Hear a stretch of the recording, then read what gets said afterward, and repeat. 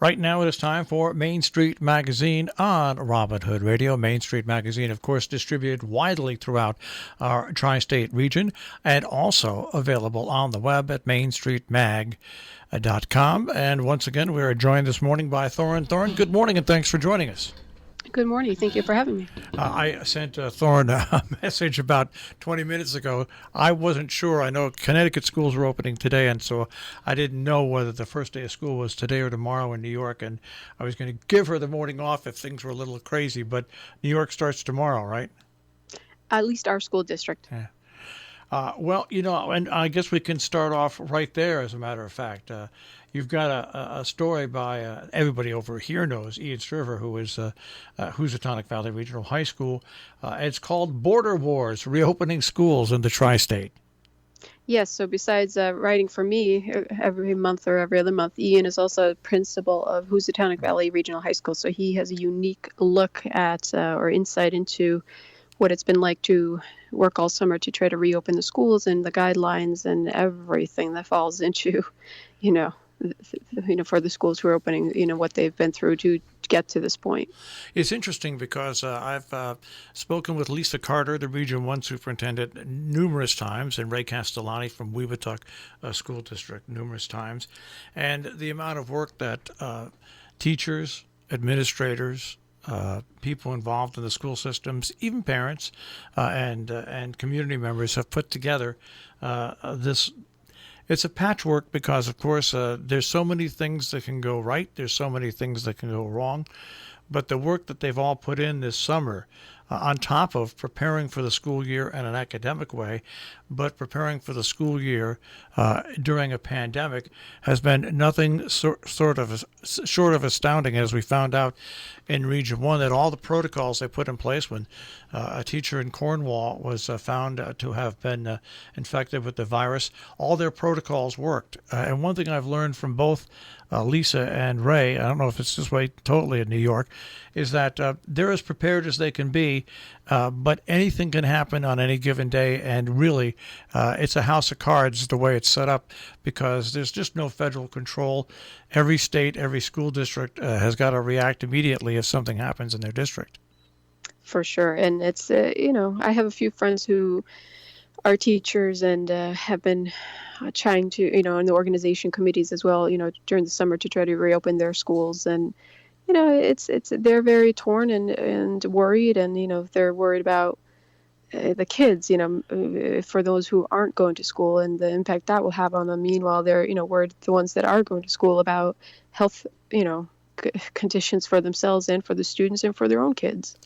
I can just speak from my experiences in school, which were 500 years ago when we used covered wagons. But there were certain subjects I didn't like to take.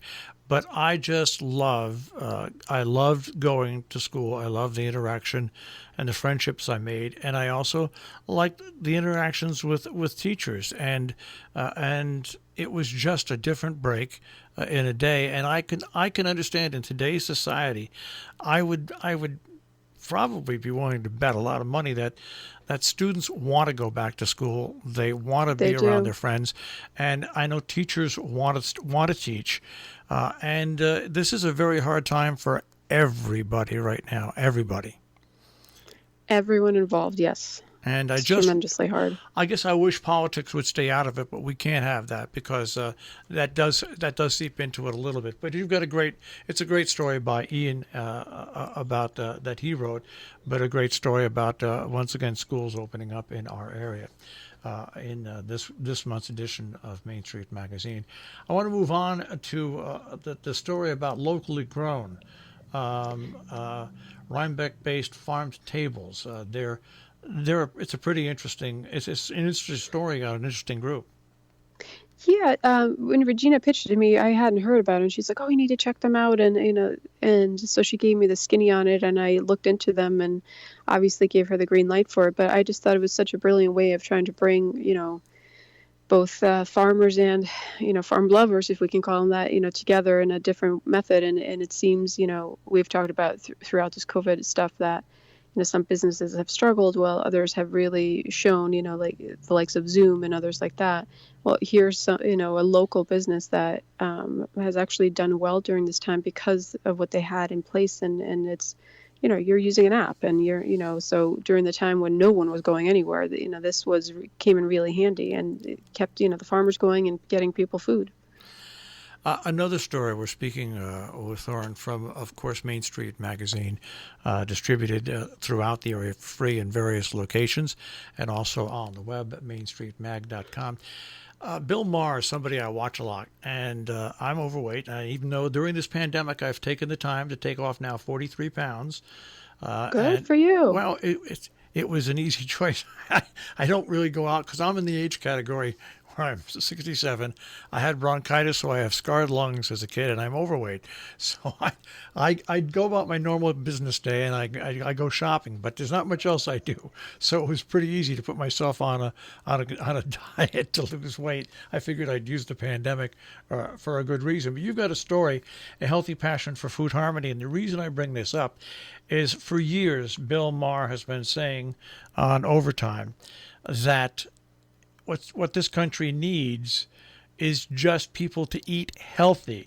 If people ate healthier, and he's not for banning anything, but he's just thinking if 75% of your diet is healthy, and you want to go every once in a while 25% of your diet not healthy, that's fine. But too many people in America have a diet that's just about 100% not healthy.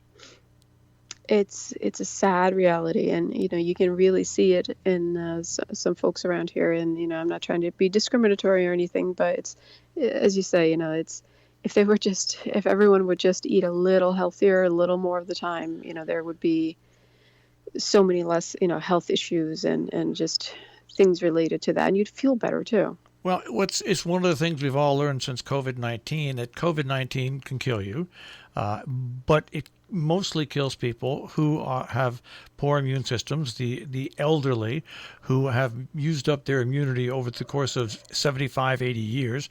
But also it really takes prey on people that have existing conditions. And whether people want to agree on it or not, those existing conditions most people can get by with for the majority of their life. But when something comes on that attacks your system, it can't. And so eating healthy really always should be. And this is where Mayor Bloomberg gained a lot of friends, even though he was somewhat controversial as a mayor, in trying to change the diet of New Yorkers. So this is an important story, I think, that you have that people should look into, because, like I said, I just buy fresh. I eat under 2,000 calories a day. I eat about anywhere from 1,600 to 1,800 calories a day during this, and without doing any exercise or anything, I managed to lose over 40 pounds. So it just tells you get out what you put into your body, and yes, you do. You got a great story on that. Now, it's also nice to see your story, because I've been talking with the people from the Hannah Arendt Center in Bard College for a long time, and promoting what they do. You have a great story by Mary O'Neill, challenging us as political beings in the world, from Bard's Hannah Arendt Center. Yeah, so Mary, said, there's this great center by Bard, and I want to look into it.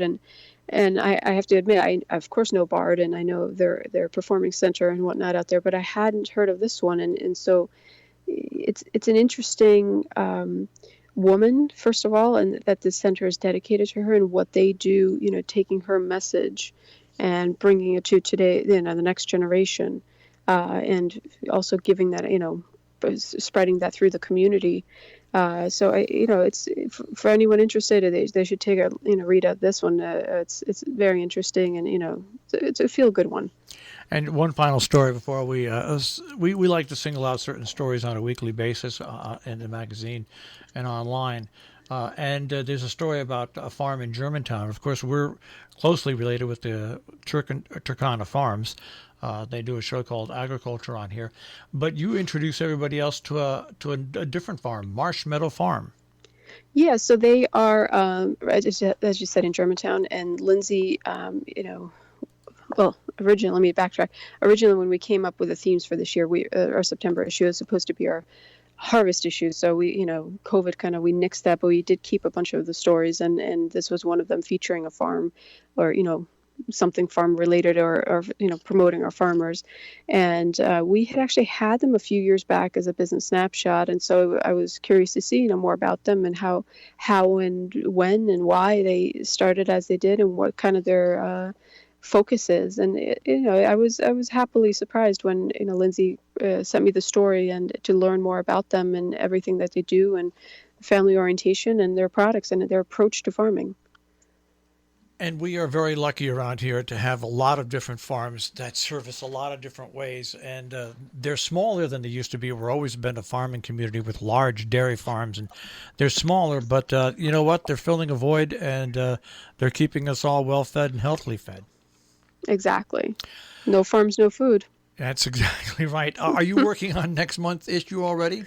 Yeah, we're already working on October, and we're pretty excited about it. And it's our second sort of history issue, and we have a little bit of Halloween themed stuff in there too, one or two stories, and it's already shaping up pretty nicely. I'll get most of the stories this week from everyone, and we're hoping to have another great issue coming out.